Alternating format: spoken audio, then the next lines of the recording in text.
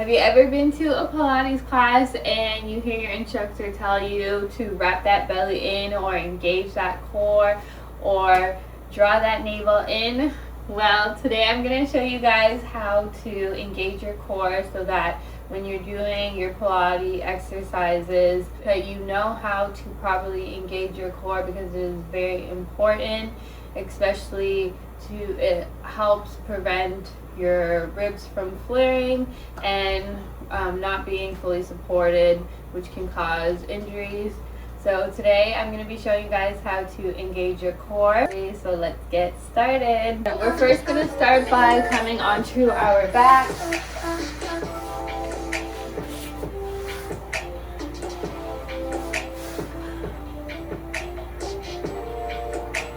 Alright, we're going to start by making sure our chin is tucked.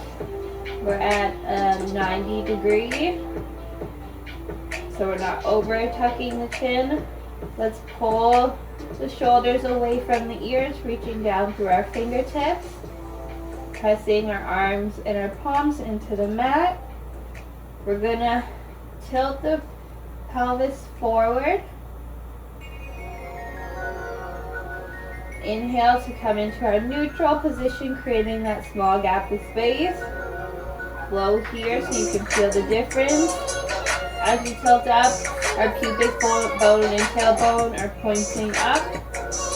Our back is imprinted into the mat. Now we come back into neutral so that our hips and our pubic bone are all on the same plane. You should be able to make a triangle with your fingers.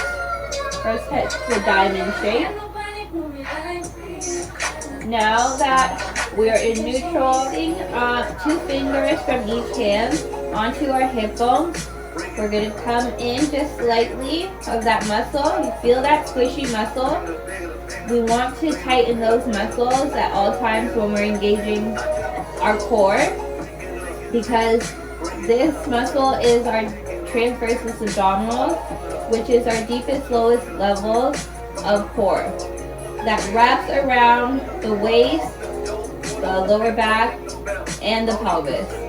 So when you hear your instructor tell you engage your core, draw that navel in, you want to imagine somebody's coming to stand on top of your belly. You want to keep it nice and tight and firm to embrace for impact. So as we do our exercises, we need to make sure that our core is nice and tight and engaged so that we can strengthen those deepest levels of muscles and that we're doing the movement correctly and we're in proper alignment. So that also helps us prevent the ribs flaring. So a good practice is working on your diaphragmatic breathing, which is when your ribs flare out as you inhale, and as you exhale, you want to keep that core tight so that it's not doming, it's not coming up as a balloon. There should be no air coming into your belly at all. It should all be working through the rib cage at your sides. So we can practice this by placing one hand on the side of your rib cage, one on your lower belly. We're tightening the core, so draw that navel in towards your spine, or wrap that belly in. We're going to inhale, ribs flare out. Exhale, ribs go back down, and they're wrapping in like a corset. So we just flow here, inhale, exhale. Inhale, exhale. Feel your hand move out as you inhale. Exhale, the ribs come in and down. Your belly is not moving whatsoever. So just flow here and practice. Again, you want to tighten, engage our core at all times. So taking two fingers, if you ever feel like you're not sure if your core is engaged, walk them in just slightly. Feel that squishy muscle on the inside, and we want to tighten the core. Draw that navel in to feel those muscles tighten. Hey guys, so that is how you engage your core.